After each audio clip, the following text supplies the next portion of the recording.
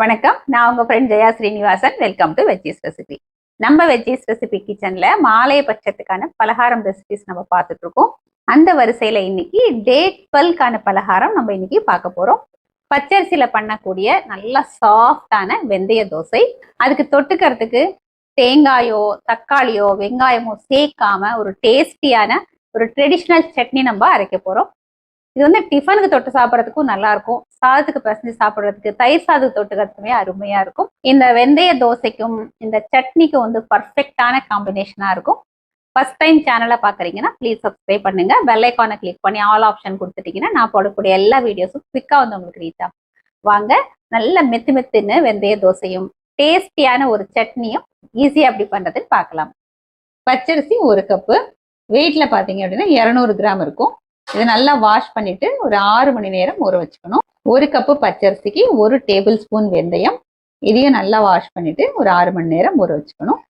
அரிசி அளந்த அதே கப்ல 1/4 கப்பு அவல். நம்ம அரைக்கிறதுக்கு முன்னாடி இதை வாஷ் பண்ணிட்டா போதும்.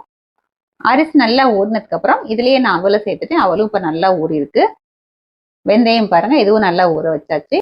மிக்ஸி ஜார்ல நம்ம ஊற வச்சிருக்கிற வெந்தயத்தை தண்ணியோட சேர்த்துக்கலாம். நம்ம உளுந்து அரைப்போம் இல்லையா, அது மாதிரி நல்லா ஃப்ளஃபியா மாவு வெண்ணெய் போல வரும் இல்லையா, அது மாதிரி நம்ம அரைச்சி எடுத்துக்கணும். வெந்தயம் பாருங்க நல்லா சாஃப்டா அரைச்சாச்சு. நம்ம எப்படி உளுந்து அரைப்போம் அது மாதிரி இதை போல திக்கா அரைச்சிக்கணும். நல்லா ஃபைனா அரைச்சிட்டாலே வந்து நமக்கு இந்த தோசை கசப்பு இல்லாம நல்லா வாசனையாகவும் டேஸ்டாகவும் இருக்கும். இப்போ மிக்ஸி ஜார்ல நம்ம ஊற வச்சிருக்கிற அரிசியும் அவலையும் சேர்த்துடலாம். அரைக்கிறதுக்கு நம்ம அந்த ஊற வச்சிருக்கோம் இல்லையா அரிசி, அந்த தண்ணியை நம்ம யூஸ் பண்ணிக்கலாம். 2 டேபிள் ஸ்பூன் தேங்காய் துருவல் சேர்த்துப்போம். தேங்காய் துருவல் வந்து ஆப்ஷனல் தான், ஆனால் சேர்த்து அரைச்சோன்னா நல்லா வாசனையா இருக்கும். இது கொஞ்சம் கொஞ்சமா தண்ணியை சேர்த்து நம்ம அரைச்சி எடுத்துக்கலாம். அரைச்ச மாவை இந்த பவுல்ல சேர்த்துக்கலாம். மிக்ஸி ஜார்ல கொஞ்சமா தண்ணி விட்டு கலந்து அதுவும் சேர்த்துடலாம். இந்த மாவுக்கு தேவையான அளவு உப்பு சேர்த்துட்டு நல்லா மிக்ஸ் பண்ணி விட்டுக்கணும். மாவு பாருங்க ஃபைன் ரவா பதத்துக்கு அரைச்சிருக்கேன். ஒரு தட்டு போட்டு மூடி வச்சிடலாம். இந்த மாவு ஃபர்மெண்ட் ஆகிறதுக்கு 6லேருந்து 8 மணி நேரம் ஆகும். நம்ம ஃபர்மெண்ட் ஆனதுக்கு அப்புறம் பார்க்கலாம். மாவு பாருங்க சூப்பரா ஃபர்மெண்ட் ஆயிருக்கு. பாத்திரம் ஃபுல்லாவே வந்தாச்சு பாருங்க, எந்த அளவுக்கு சூப்பரா ஃபர்மெண்ட் ஆயிருக்கு. இந்த மாதிரி ஃபர்மெண்ட் ஆனாலே வெந்தய தோசை நல்லா ஃபர்ஸ்ட் கிளாஸா சாஃப்டா வரும். தேவையான அளவு மாவு நம்ம எடுத்துட்டு மிச்ச மாவை நம்ம ஃப்ரிட்ஜில் வச்சுக்கலாம். ஃபர்ஸ்ட் நம்ம சட்னி அரைச்சிட்டு அதுக்கப்புறம் தோசை பண்ணிப்போம்.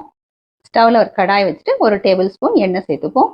எண்ணெய் சூடானதும் சின்ன கட்டி பெருங்காயம் பொரிஞ்சதும் 3 டேபிள் ஸ்பூன் கடலைப்பருப்பு, 2 காஞ்ச மிளகாய் சேர்த்துக்கலாம். கடலைப்பருப்பு பச்சை வாசனை போய் நல்லா செவந்து வர்ற வரைக்கும் வறுத்துக்கணும். ஃப்ளேம் லோவில் வச்சு வறுத்தோம் அப்படின்னா கரெக்டாக வறுபடும். கடலைப்பருப்பு பாருங்க நல்லா டீப் ஃப்ரை பண்ணால் எப்படி இருக்கும் அந்த மாதிரி நல்லா பொரிஞ்சு வந்திருக்கு. இதை போல் வறுத்தாதான் சட்னி பச்சை வாசனை இல்லாமல் அந்த டெக்ஸ்டரும் வந்து கரெக்டாக வரும். இதில் 2 பச்சை மிளகாய் சேர்த்துக்கலாம். 2ஆ உடச்சி போட்டோம் அப்படின்னா வெடிக்காமல் இருக்கும். சின்ன பீஸ் வந்து புளி, கொஞ்சம் கருவேப்பிலை சேர்த்துக்கலாம். இதை ஒரு தடவை ஃப்ரை பண்ணிப்போம். இப்போ ஸ்டவ் ஆஃப் பண்ணிக்கலாம். கொஞ்சமாக தண்ணி சேர்த்துக்கலாம். அப்படி ஓரத்துலேருந்து விட்டோம்னா தெரிக்காமல் இருக்கும். இந்த பருப்பு முங்குற அளவுக்கு தண்ணி சேர்த்தா போதும். 1/2 மணி நேரம் இது இப்படியே ஊறட்டும். நம்ம அதுக்கப்புறம் பார்க்கலாம். நம்ம வறுத்த கடலைப்பருப்பு மிளகாய் எல்லாமே நல்லா ஊறியாச்சு. மிளகாயோட காம்பை நீக்கிட்டு நான் மிக்ஸி ஜாரில் எடுத்துட்டு இருக்கேன். சட்னிக்கு தேவையான அளவு உப்பு சேர்த்துக்கலாம். நல்ல நிறம் வரதுக்காக கொஞ்சமாக மஞ்சள் பொடி, தேவையான அளவு தண்ணி சேர்த்து குறைப்பாக அந்த சட்னி நம்ம அரைச்சி எடுத்துப்போம். சட்னி அரைச்சி எடுத்துக்கிட்டாச்சு. இப்போ சட்னிக்கு தாளிச்சிடலாம். 1 டேபிள் ஸ்பூன் எண்ணெயில் 1/2 டீஸ்பூன் கடுகு, 1/4 டீஸ்பூன் உளுத்தம்பருப்பு, கொஞ்சம் கருவேப்பிலை, அவ்வளோதான். சட்னியில் சேர்த்துருவோம். நம்ம வெந்தய தோசைக்கு சூப்பரான சட்னி ரெடி ஆயாச்சு. இப்போ நம்ம தோசை பண்ணிக்கலாம். கல் நல்லா சூடாயாச்சு. தோசையை ஸ்ப்ரெட் பண்ண வேண்டாம். இந்த தூக்கி இப்படி விட்டோம் அப்படின்னு வச்சுக்கோங்களேன், தானா ஸ்ப்ரெட் ஆயிடும். நல்லா பாருங்க அப்படியே கண்ணா சூப்பரா வந்திருக்கு. நல்லா மெத்துன்னு இருக்கு. சுத்தி எண்ணெய் விட்டுக்கலாம். இந்த தோசைக்கு ரொம்ப எண்ணெய் விடணும்னு அவசியம் இல்லை. ஒரு மூடியை போட்டு மூடிடுவோம்.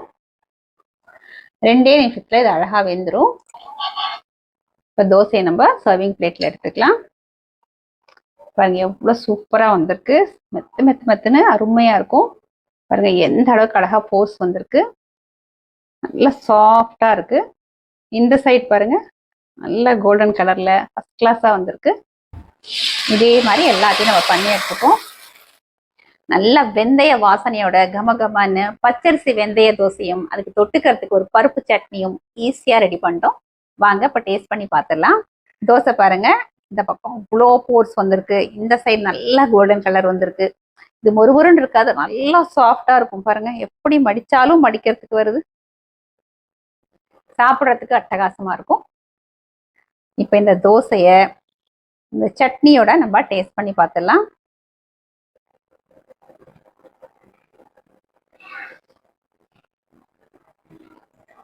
பிரமாதமா இருக்கு. நல்ல வெந்தய வாசனை தூக்கலா இருக்கு. கசப்பு கொஞ்சம் கூட இல்ல. உளுத்தம் பருப்பே சேர்க்கல அப்படின்னா கூட அவ்வளோ சாஃப்டா இருக்கு. இந்த தோசை பண்றதுக்கு நான் வந்து நல்லெண்ணெய் யூஸ் பண்ணிருக்கேன். நீங்க நல்லெண்ணெய் யூஸ் பண்ணி பாருங்க. இந்த வெந்தயம் அந்த நல்லெண்ணெயோட காம்பினேஷன் அவ்வளோ நல்லா இருக்கும். இந்த சட்னி வந்து ஸ்பெஷலா சொல்லணும் அப்படின்னா, அந்த காலத்துல ரொம்ப ஆச்சாரம் பாக்குற வந்து பொட்டுக்கடலை சேர்க்கறதே இல்லை. அவ அரைக்கிற அதே மெத்தட தான் நான் இன்னைக்கு வந்து சட்னி அரைச்சிருக்கேன். இதை நான் முன்னாடியே சொன்ன மாதிரி எல்லா டிஃபனுக்கும் நல்லா இருக்கும், சாதத்துக்கு பிசைஞ்சு சாப்பிட்றதுக்கும் அருமையா இருக்கும். ரொம்ப கம்மி இன்கிரீடியன்ஸ்ல நல்லா டேஸ்டியான ஒரு சட்னி. இதே மாதிரி இதே மெத்தட்ல இதே அளவுகளோட வரக்கூடிய மாலைய பட்சத்துக்காகட்டும், இல்லை அதுக்கப்புறம் கூட இந்த வெந்தய தோசையும் அதுக்கு தொட்டுக்கிறதுக்கு இந்த மாதிரியான ஒரு பருப்பு சட்னியும் நீங்க பண்ணி பாருங்க. அட்டகாசமா வரும்.